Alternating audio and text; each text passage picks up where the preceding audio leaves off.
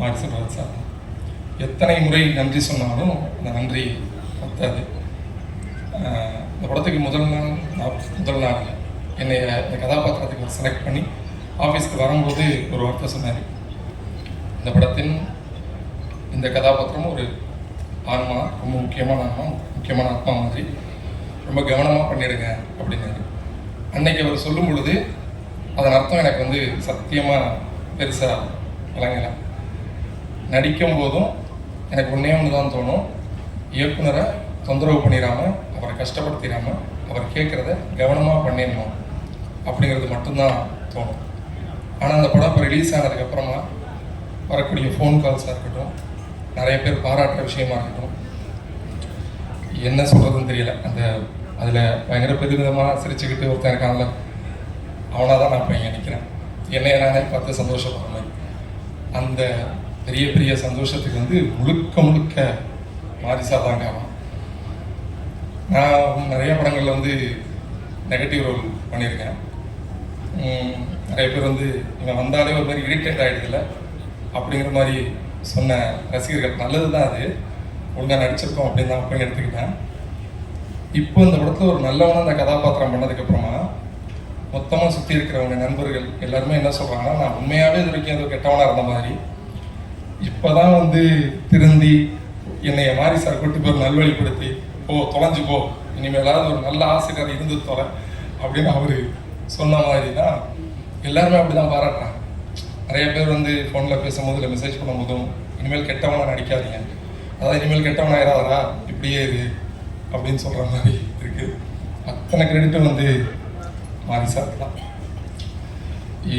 என்னை விட்டால் அவர் அரை நாள் வரைக்கும் பேசிகிட்டே இருப்பேன் அவரை பற்றி மட்டும். நிறைய இன்டர்வியூஸில் பேசும்போதெல்லாம் மாரி சார் அவரை பற்றி சொல்லும்போது சில பேர் கேட்குறாங்க, ஏன் திரும்ப அவரை பற்றி என்ன பேசிகிட்டு இருக்கீங்க, இங்கே என்ன படம் எடுக்கணும், யாருக்காக படம் எடுக்கணும் அப்படிங்கிறத சிந்தனை அளவில் மட்டும் இல்லாமல் செயல் வடிவத்திலையும் தன்னுடைய கடுமையான உழைப்பால் தொடர்ந்து எந்த விதமான அச்சமும் இல்லாமல் அழுத்தமாக சொல்கிற ஒரு இயக்குனர் மாரி சார். அப்படிப்பட்ட ஒருத்தருக்கு நடிக்கிறத நான் தான் பெரிய பாக்கியமாக பார்க்குறேன். அப்போ அவரை பற்றி தான் திரும்ப சொல்லிகிட்டே இருப்போம், அப்படி தான் சொல்லுவோம்.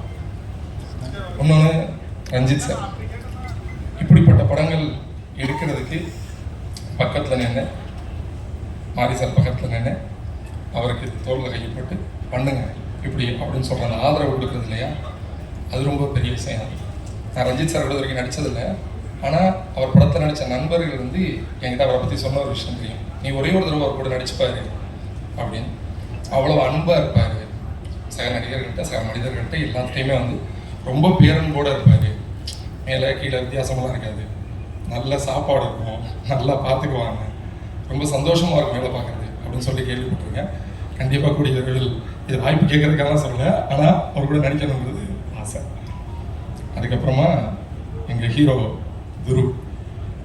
இவ்வளவு உழைப்பு வந்து இப்போ இருக்கிற ஜென்ரேஷனில் வேறு யாரும் போட்டிருக்காங்களா அப்படிங்கிறது தெரியல. ஏன்னா கண்கூடா முதல் நாள் அவரை பார்க்கும் பொழுது துரு விக்ரமாவோ இல்லை அவ்வளோ பெரிய நடிகர் விக்ரம் சாருடைய மகனாவோ அவரை நான் பார்க்கல. ஒரு கிட்டான்கிற கதாபாத்திரமாக தான் அவரை நான் பார்த்தேன். முதல் காட்சியாக அவரை ஒரு கிளாஸ் ரூம்குள்ளார போய் இழுத்துக்கிட்டு வர மாதிரி காட்சி தான் என்னை முதல் படப்பிடிப்பாக தான் நடந்துச்சு. அந்த ஷாட்டில் வந்து உண்மையாகவே பயங்கர பசியில் இருக்கிற ஒரு பையன் எப்படி டிஃபன் பாக்ஸை எடுத்து சாப்பிட்டுக்கிட்டு அப்படி ஒரு பையன் இருப்பானோ அப்படிப்பட்ட பையனாக தான் கிட்டான், அதாவது துரு வந்து எனக்கு தெரிஞ்சார்.